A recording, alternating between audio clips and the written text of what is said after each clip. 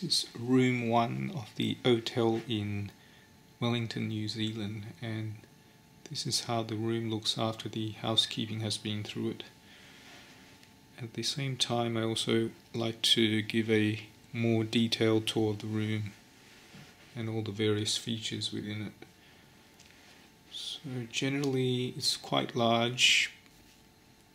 You can see the bed over there, and the ceiling is particularly high, well over 3 meters.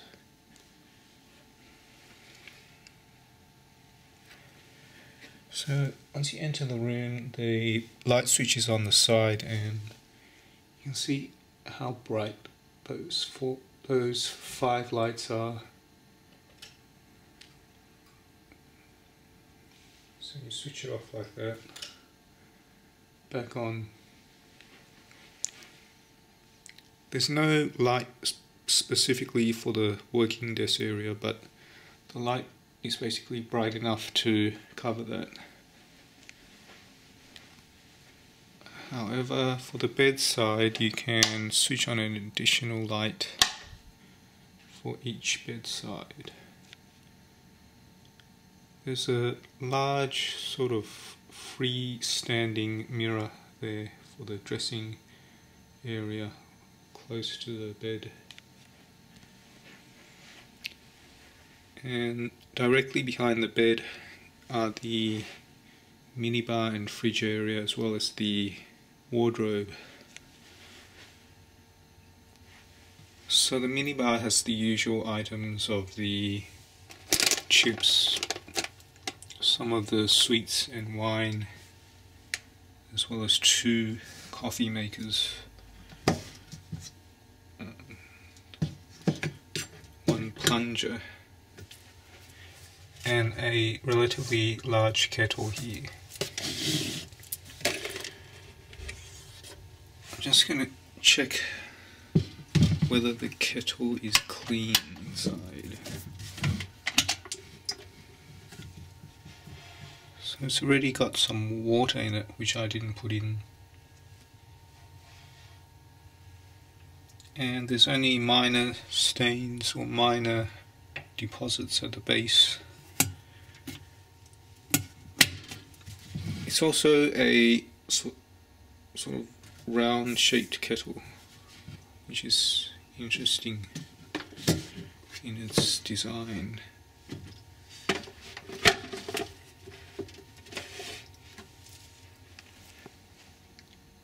Then they have the glasses as well as the cups, which are also in a slightly older design, I guess. And right on the top are the liquor and alcohol small bottles. So in the drawer they have the usual tea options, as well as wine opener, cutlery. Interestingly, they have the shaving set here instead of in the bathroom, as well as the dental kit.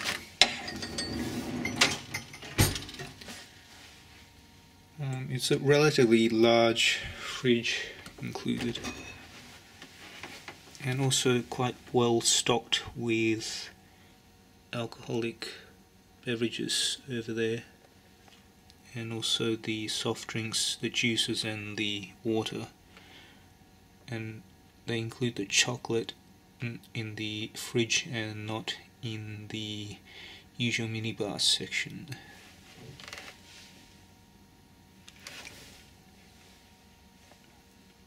There's also a spare ice in the ice compartment.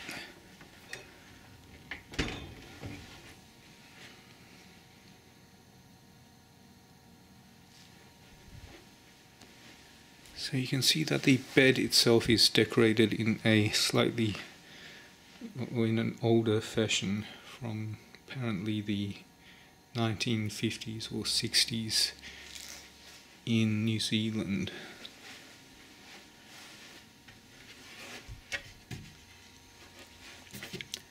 So if you open up the wardrobe area, they originally gave you 2 thin bathrobes and there's a dry cleaning sheet. The iron is actually one of the types where you just pull out the drawer, have the ironing board, and they provide a standard iron as well as the fire extinguisher and the hairdryer here. So there are 2 sets of slippers provided, and one quite large laptop safe. Inside there's also the electrical outlet.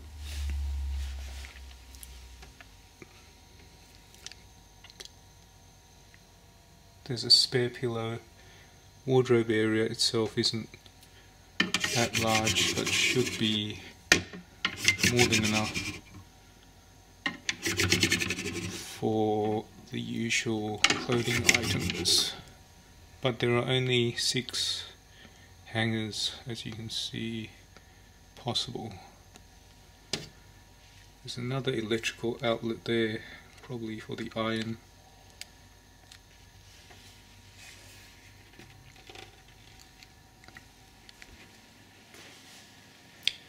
The clock radio is also in an older style, but it's one of those with modern technology.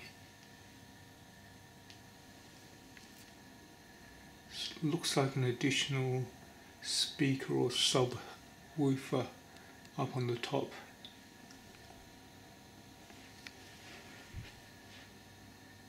And as you can see, the credenza, as well as the working desk, the chairs, coffee table, all in an older type of style from the mid-century in New Zealand.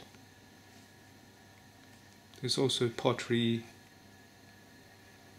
with some traditional motifs designed. And the TV screen, it looks like a 32-inch from Philips, with an additional speaker, I think. I'm not sure what it is, mounted on top of the screen. And a very wide selection of TV channels, over 50 I think. And the controls here are relatively modern.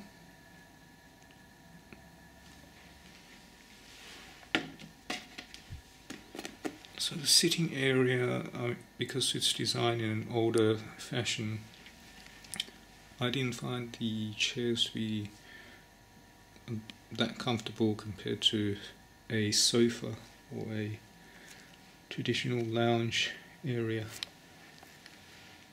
I suppose the same applies for the working desk chair. And within all the drawers, which I've already checked, both in the working desk and the credenza, there are no items placed within any of them.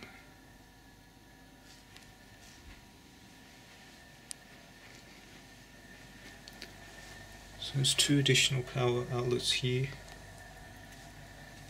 The bathroom cannot be closed off from the bedroom with a usual door. However, it does have the block out layer as well as the sort of translucent see-through layer. But the reason for having 2 layers is unclear, as they cannot be separately pulled.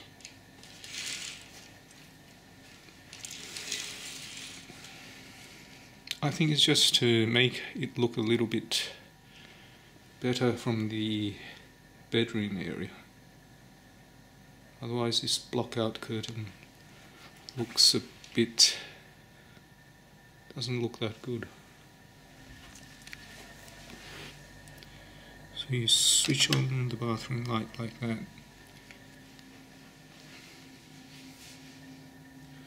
And they provide more than enough towels. And here there seems to be an underfloor heating going on all the time, regardless of whether the bedroom light is on or not, or even whether the room light is on. So there's no glass door to separate the shower compartment from the rest of the bathroom. Instead, you've got this large white sort of area for the shower stall. There is a chair to sit.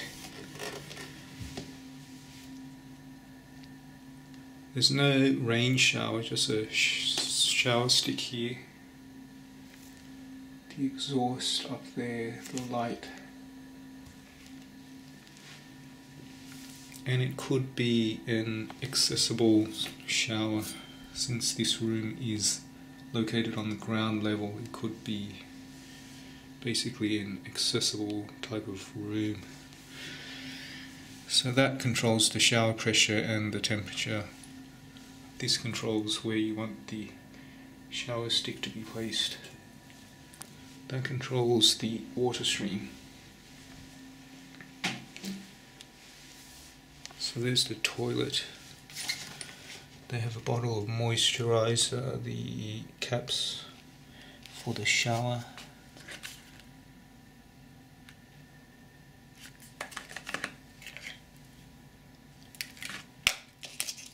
A makeup remover.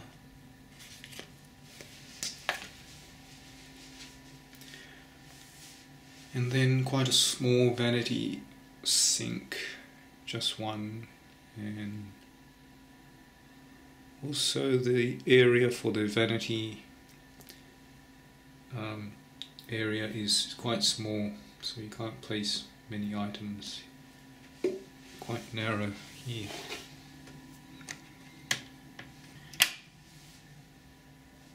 So switching on that switch gives you additional light. There's 2 additional power outlets.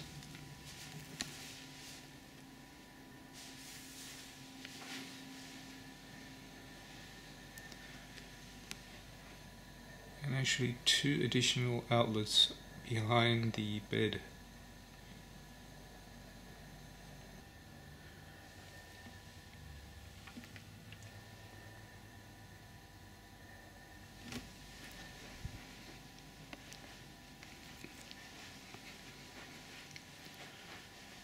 This is the ground floor room, so they don't have any sort of view really outside. Just the building next door, as well as the gate. And I'm not sure what type of building it is.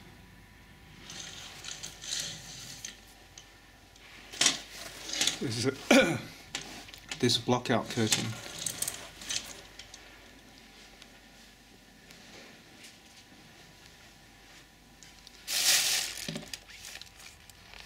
Only a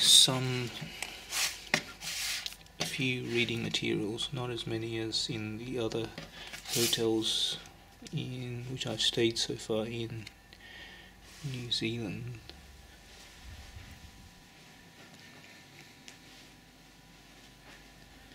Also not a lot of room directory information, probably on purpose, because I don't really want to clutter the room too much.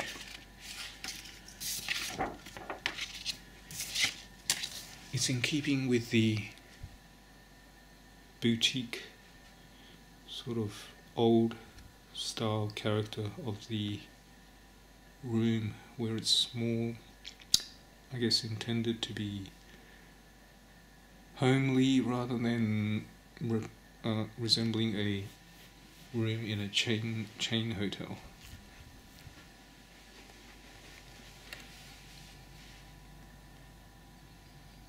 So there's the room in relation to the other areas on the floor.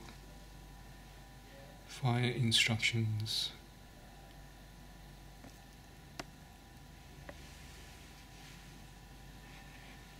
And I just opened the door to see where it is.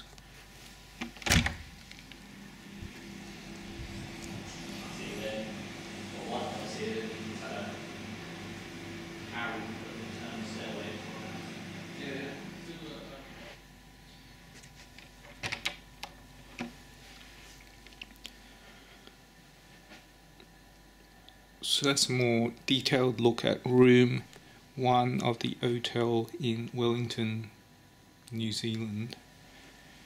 And I think it's actually quite a nice room and quite a nice hotel. The room sort of grows on you after a while, even if at first it seems a little bit unusual, but after a while I think it becomes increasingly comfortable.